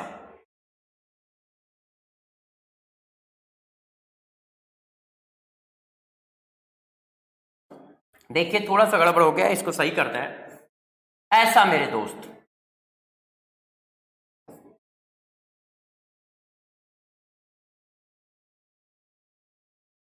ये देखो इस तरह का साइक्लिक फिगर बनाते हैं। तो SO3 में ये खास बात होती है, ये इस तरह से एग्जिस्ट करते हैं। जब आप इनको किस में ले जाओगे, सॉलिड स्टेट में ले जाओगे, तो ये ट्राइमर फॉर्म में एग्जिस्ट करेंगे। कौन, SO3। ठीक है, इतनी बात समझ गए, कोई टेंशन तो नहीं कि हाँ यार ये कैसे करना है, कर लोगे। अब बात आती है कलर की। कभी कभी कलर पे भी क्वेश्चन आ जाता है, तो मेरे प्यारे बच्चे गड़बड़ कर देते हैं। तो देखो यार कलर की बात करता हूं। तो सबसे पहली बात, कलर कौन कौन सी गैसें कलर्ड होती है। देखो NO2, N2O3 और हैलोजन ऑक्साइड। हैलोजन ऑक्साइड ये कैसा होता है, ब्राउन कलर का होता है। ये कैसा होता है, लिक्विड ब्लू होता है। ये लिक्विड स्टेट में एग्जिस्ट करता है ना, ये ब्राउन कलर की गैस होती है।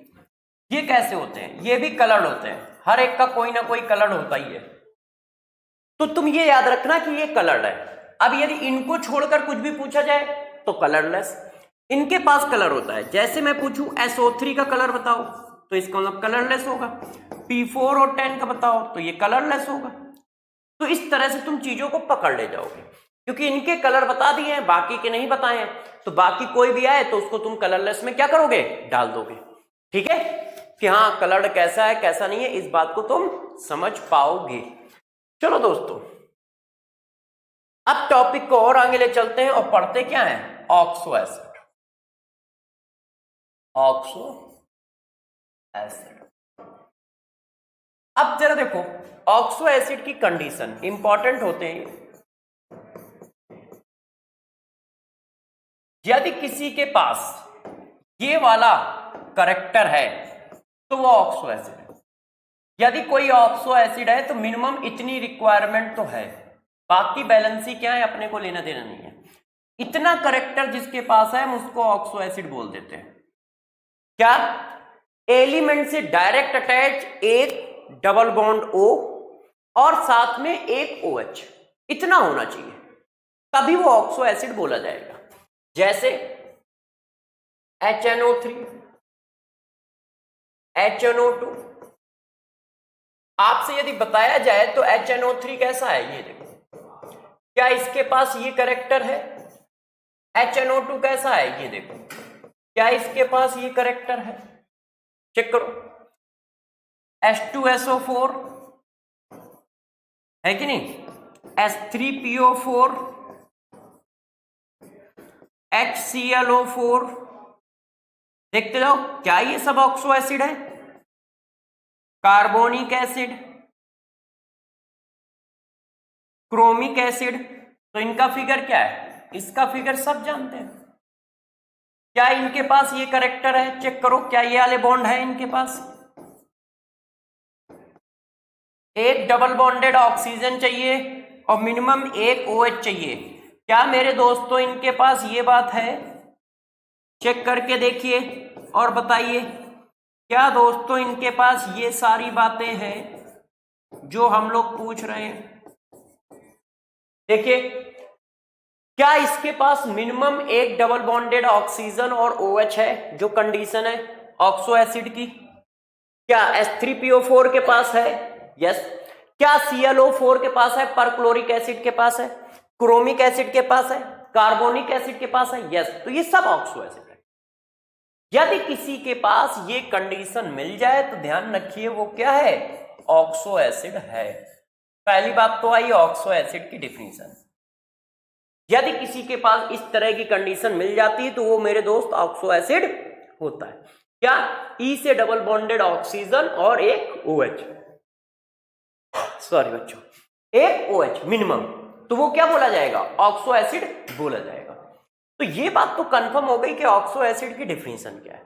अब चलो, यदि ऑक्सो एसिड की डिफिनीशन हमें पता चल गई है तो अब हम बात करते हैं ऑक्सो एसिड की और चीजों की, कि ऑक्सो एसिड में क्या क्या बातें हमसे पूछी जा सकती हैं और क्या क्या बातें हमारे लिए जरूरी हैं। तो जरा देखो यार, इनके स्ट्रक्चर बहुत जरूरी होते हैं। इनके स्ट्रक्चर पर क्वेश्चन खूब पूछे जाते हैं। स्ट्रक्चर ऑफ, तो मैं ऊपर लिखता हूं जैसे आप बहुत अच्छे से समझ सकें, है ना? स्ट्रक्चर,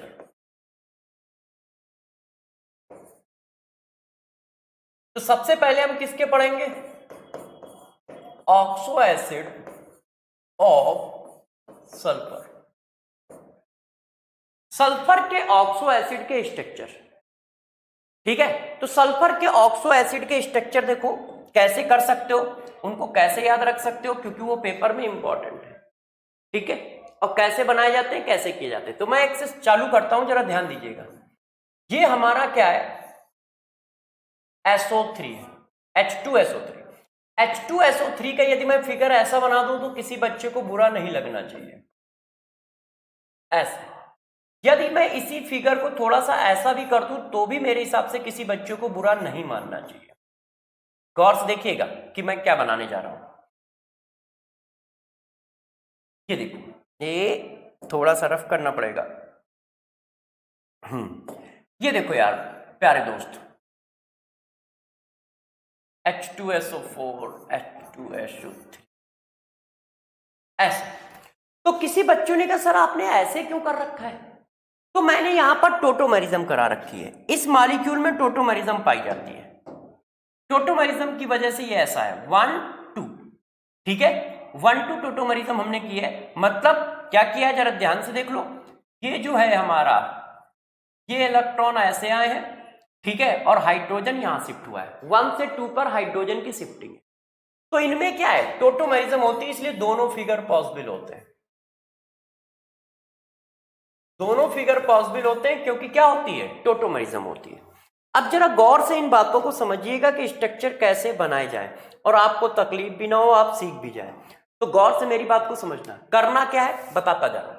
सबसे पहले फिगर बनाओ किसका? सल्फ्यूरिक एसिड, सल्फ्यूरस एसिड का। इसको बच्चों सल्फ्यूरस एसिड बोलते हैं। इसको क्या बोलते हैं? सल्फ्यूरस एसिड बोलते हैं। सल्फ्यूरस एसिड, ठीक? अब जरा गौर समझिएगा, एक फ्लो चार्ट बनना जिससे आपको सब याद हो जाएगा। सल्फ्यूरस एसिड का फिगर ये है। अब आप क्या करो, इतना काम कर दो, एक ऑक्सीजन को रिप्लेस कर दो सल्फर से, रिप्लेस बाय सल्फर। जब आप एक ऑक्सीजन को सल्फर से रिप्लेस करोगे तो फिगर मेरे दोस्त ऐसा हो जाएगा। किसी भी ऑक्सीजन को रिप्लेस कर सकते हो क्योंकि सब में टोटोमेरिज्म है। और जब भी कहीं पर एक ऑक्सीजन को सल्फर से रिप्लेस किया जाएगा तो नाम आएगा क्या? थायो। बस उसके नाम क्या आएंगे? थायो चिपका दोगे। तो इसका नाम क्या था? Sulphurous acid. तो इसका क्या हो जाएगा? इसका हो जाएगा थायो सल्फ्यूरस एसिड। और इसका मॉलिक्यूलर फार्मूला क्या होगा? H2H2O2, है कि नहीं? एक ऑक्सीजन तुमने क्या किया? सल्फर से रिप्लेस कर दिया। तो एक ऑक्सीजन की जगह सल्फर लगा दो। तो कहीं पर भी एक ऑक्सीजन की जगह सल्फर लगा सकते हो, और जो फिगर आएगा वो क्या नाम दिया जाएगा, थायोसल्फ्यूरस एसिड। बस नाम के आगे थायो जोड़ देना होता है। ये सल्फ्यूरस एसिड था तो थायोसल्फ्यूरस एसिड जोड़ दिया। ठीक है, अब इस बात को जरा समझते जाइए कि हम क्या कर रहे हैं। क्या कम है तो थोड़ा सा अब क्या देखो यार, पहला काम क्या किया, सल्फ्यूरस एसिड को पकड़ा, ऑक्सीजन को सल्फर से रिप्लेस कर दिया, जो भी कुछ आ गया उसका नाम रख दिया थायोसल्फ्यूरस एसिड। दूसरा काम, अब इसके 2 मोल ले लिए और 2 मोल से वाटर निकाल दिया। तो जब 2 मोल से वाटर निकालने की बात आई तो मैंने ये निकाल दिया, ये वाटर ऐसे। तो जब 2 मोल से वाटर निकाल दोगे तो जरा इन दोनों को जोड़ दो, और जोड़ने के बाद बताओ जरा मेरे दोस्त कैसा फिगर बचा। यही फिगर तो बचा, चेक कर लो। ये देखो ऐसे। अब इसका मॉलिक्यूलर फॉर्म क्या हो गया, 2 मोल से वाटर निकाला है तो इसको डबल कर दो, H4H2O6। भाई डबल कर दोगे ना, 2 मोल ले रहे हो, H4H2O6, उससे वाटर कम कर दो तो H2S तो 2 ही रहेंगे और एक 5 हो जाएगा। तो ये आ गया। तुमने क्या किया, 2 मोल से वाटर निकाल दिया। और जब कहीं पर 2 मोल से वाटर निकाला जाता है तो नाम के आगे लगता है पायरो, तो इसका नाम हो जाता है पायरो सल्फ्यूरस एसिड। गौर से समझिएगा, मैंने क्या पकड़ा, सल्फ्यूरस एसिड पकड़ा, ऑक्सीजन को सल्फर से रिप्लेस कर दिया, थायो चिपका दिया, 2 मोल से वाटर निकाल दिया, पायरो चिपका दिया नाम के आगे, बस इतना ही है। क्या किया, ऑक्सीजन को सल्फर से रिप्लेस किया, थायो चिपका दिया, 2 मोल से वाटर निकाल दिया, पायरो चिपका दिया। ठीक है, अब इसको एक ऑक्सीजन दे दो। अब आप देखो फ्लो चार्ट बनाने का तरीका याद रखना, आपको सारे याद हो जाएंगे। जब इसमें एक ऑक्सीजन ऐड कर दोगे तो ये क्या हो जाएगा, H2SO4। H2SO4 को सब लोग जानते हैं क्या बोलते हैं, सल्फ्यूरिक एसिड बोलते हैं। अब इसके 2 मोल से वाटर निकाल दो, इसका फिगर क्या आएगा, तो इसका फिगर सबको पता है ऐसा। अब जो काम आपने ऊपर किया वही काम यहां करो। क्या किया, ऑक्सीजन को रिप्लेस करा दिया है बाय सल्फर। हम ऑक्सीजन को सल्फर से रिप्लेस कर रहे हैं, तो जब हम ऑक्सीजन को सल्फर से रिप्लेस करेंगे तो ये क्या आ जाएगा, H2, ये देखो H2H2O3, एक ऑक्सीजन कम हो जाएगा, उसकी जगह सल्फर हो जाएगा। और ऐसा जब भी कहीं होता है तो क्या करते हो, नाम क्या देते हो, थायो। तो बस ये हो जाएगा थायोसल्फ्यूरिक एसिड। फिगर क्या होगा, किसी भी एक ऑक्सीजन को सल्फर में कन्वर्ट कर दो, कोई टेंशन की बात नहीं है।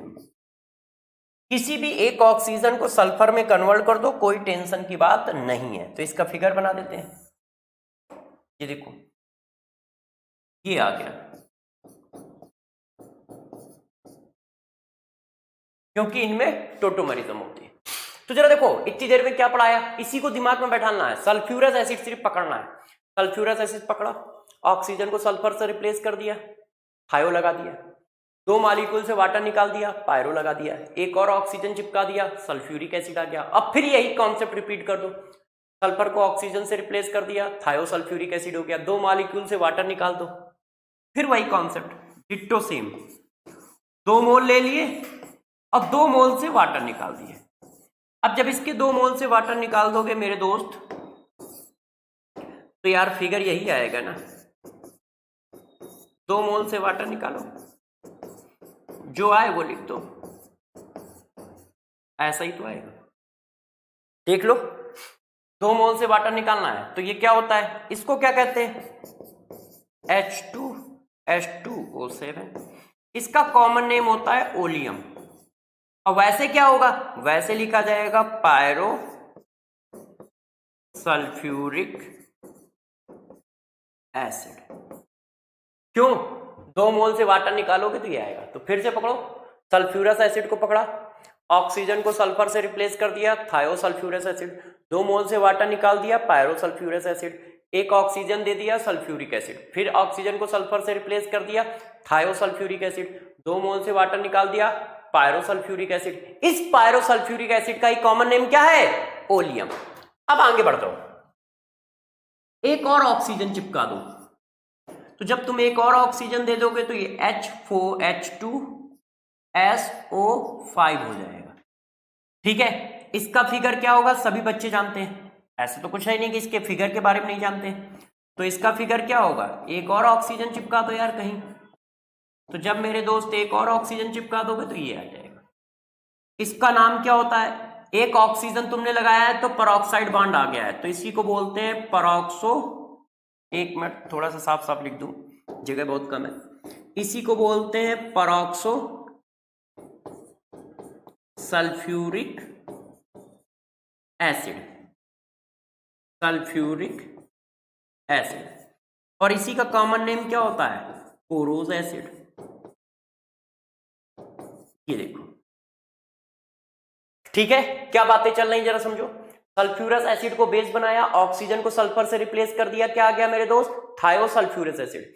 2 मोल से वाटर निकाल दिया, पायरोसल्फ्यूरस एसिड। फिर एक ऑक्सीजन चिपका दिया, सल्फ्यूरिक एसिड। फिर रिपीट मार दिया, ऑक्सीजन को सल्फर से रिप्लेस किया तो क्या आ गया, थायोसल्फ्यूरिक एसिड। 2 मोल से वाटर निकाल दिया, पायरोसल्फ्यूरिक एसिड। इस पायरोसल्फ्यूरिक एसिड को ही क्या बोलते हैं, ओलियम बोलते हैं।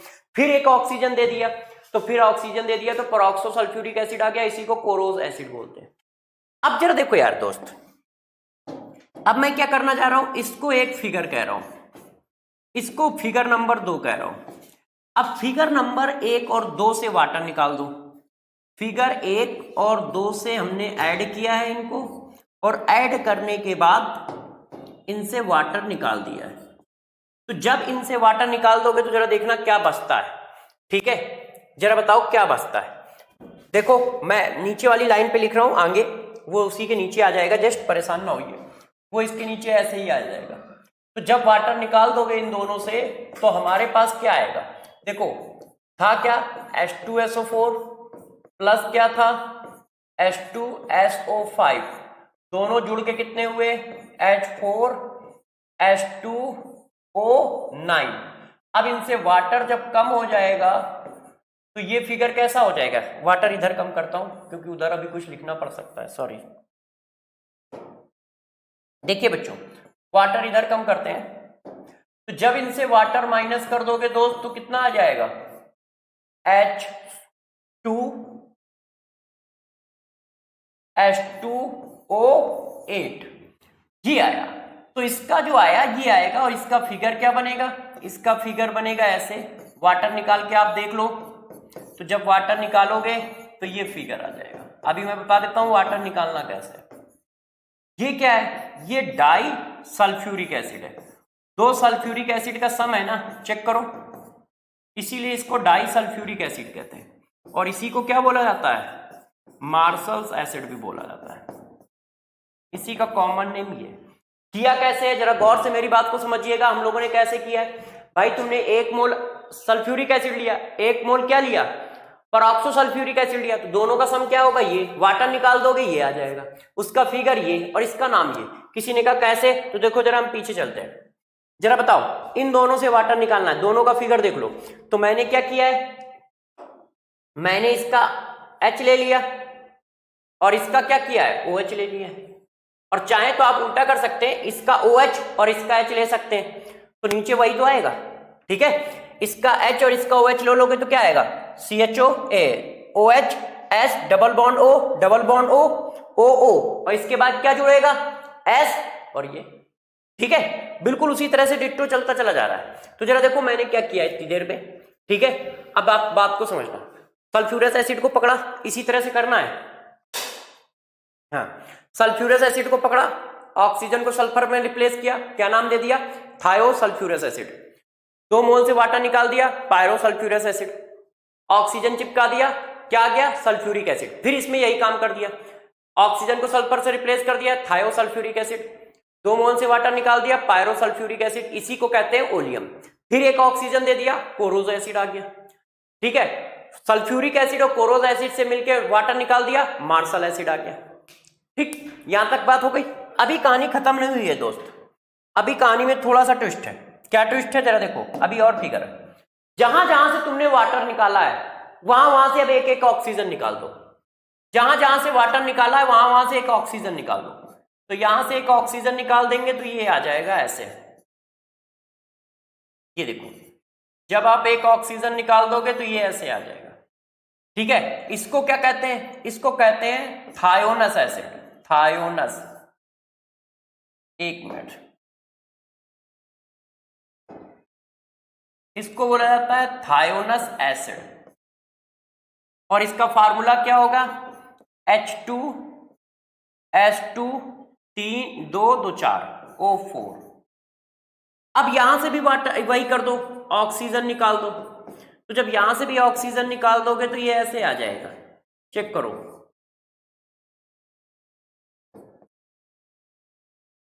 ये देखो बच्चों, और ये ऐसे आ गया। इसको बोलते हैं थायोनिक एसिड।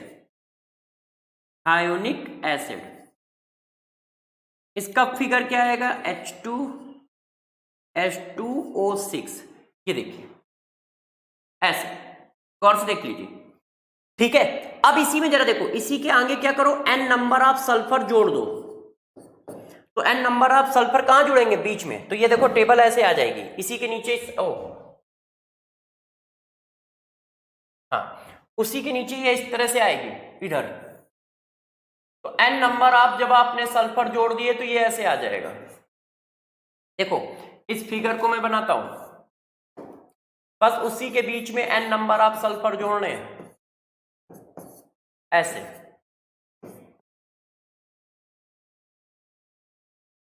ये देखो बच्चों, अब इसी को आप क्या लिखोगे? H2SN+2 और ऑक्सीजन कितने हो गए? 6। इसका नाम होता है पॉलीथायोनिक एसिड। N की वैल्यू जो होती है वो मेरे बच्चों 1 से लेके 5 तक जाती है। ये देखिए पॉलीथायोनिक एसिड, ये बना हमारा। अब यहां पर अब आप चेक करो आके, तो यहां पर यदि आप चेक करो आके ये, तो यहां पर इसकी ऑक्सीडेशन नंबर आएगी +6। निकाल लो। ठीक है, 12 और 1 मिनट देखना जरा, 2 2 4 2 6, तो इसमें 7 थे। हाँ, तो 12 और 2 5, सॉरी 5 आएगी, 6 नहीं। कितनी आएगी दोस्त? +5।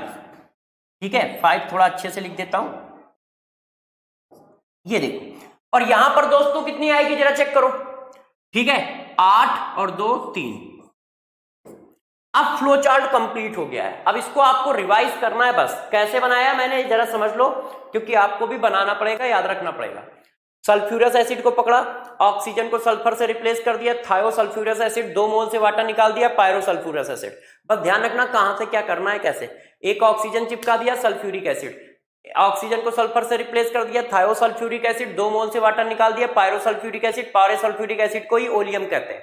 एक और ऑक्सीजन दे दिया, कोरोसल्फ्यूरिक एसिड, सल्फ्यूरिक एसिड कोरोसल्फ्यूरिक एसिड से वाटर निकाल दिया, मार्शल एसिड आ गया। इतना काम हो गया।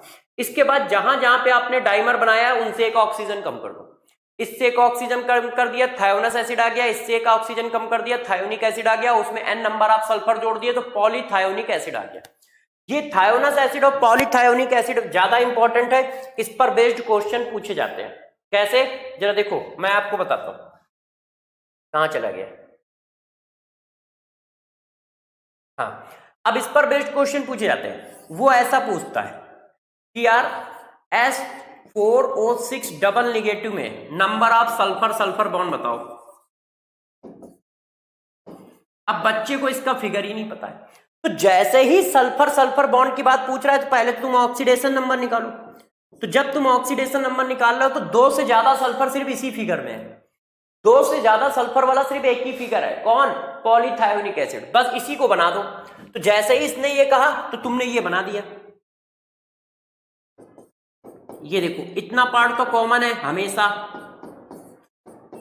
अब जितने ऑक्सीजन कह रहा है, जितने भी सल्फर कह रहा है, बस इसके बीच में लगा दिए ऐसे। अब ये क्या है, ये निकाल दोगे तो आयन बन जाएगा। वो क्वेश्चन को टफ करने के लिए आयन बना देता है, जैसे आप पकड़ ना पाओ। अब देख लो कितने सल्फर सल्फर बॉन्ड है, 1 2 3। ये देखो, तो इस तरह के बहुत सारे क्वेश्चन आपसे पूछेगा, तो आपको जरा थोड़ा सा ध्यान रखना पड़ेगा। ठीक है, तो फ्लो चार्ट को एक बार ज्यादा रिवाइज करें, क्योंकि जितना ज्यादा आपको फ्लो चार्ट याद होगा उतनी तेजी से आप क्वेश्चन को कर पाओगे। तो फ्लो चार्ट क्या है, बात समझ में आ रही है? क्या, सल्फ्यूरस एसिड को पकड़ो, सल्फ्यूरस एसिड को पकड़ो, ऑक्सीजन को सल्फर से रिप्लेस कर दो, थायोसल्फ्यूरस एसिड, कहीं पर भी ऑक्सीजन लगा दो, सल्फर लगा दो, कोई दिक्कत नहीं। 2 मोल से वाटर निकाल दिया, पायरोसल्फ्यूरिक एसिड, ऑक्सीजन दे दिया, सल्फ्यूरिक एसिड, फिर डिट्टो वही काम किया, ऑक्सीजन को सल्फर से रिप्लेस कर दिया, थायोसल्फ्यूरिक एसिड, 2 मोल से वाटर निकाल दिया, पायरोसल्फ्यूरिक एसिड, इसी को ओलियम कहते हैं, फिर एक ऑक्सीजन दे दिया, फिर एक ऑक्सीजन दे दिया, तो क्या हो गया, परऑक्सोसल्फ्यूरिक एसिड, और फिर इन दोनों से वाटर निकाल दिया तो मार्शल एसिड आ गया, और जिनसे वाटर निकाल चुके हो उनसे एक एक ऑक्सीजन कम कर दिया, तो देखो इससे एक ऑक्सीजन कम कर दिया, थायोनस एसिड आ गया, इससे एक ऑक्सीजन कम कर दिया, थायोनिक एसिड आ गया, इसमें n नंबर आप सल्फर जोड़ दिए, पॉलीथायोनिक एसिड आ गया। ठीक है, इसको 2-3 बार रिवाइज कर लीजिएगा। नेक्स्ट क्लास में हम लोग फिर मिलेंगे और नई बातें आपको पढ़ाएंगे। तो आप सभी बच्चे ध्यान रखिए कि अच्छे से रिवीजन करिए, रिवीजन बहुत जरूरी है क्योंकि आप जानते हैं कि इनको अच्छे से याद रखना पड़ेगा। तो चलिए नेक्स्ट क्लास में मिलते हैं, तब तक के लिए गुड बाय, अपना ध्यान रखें।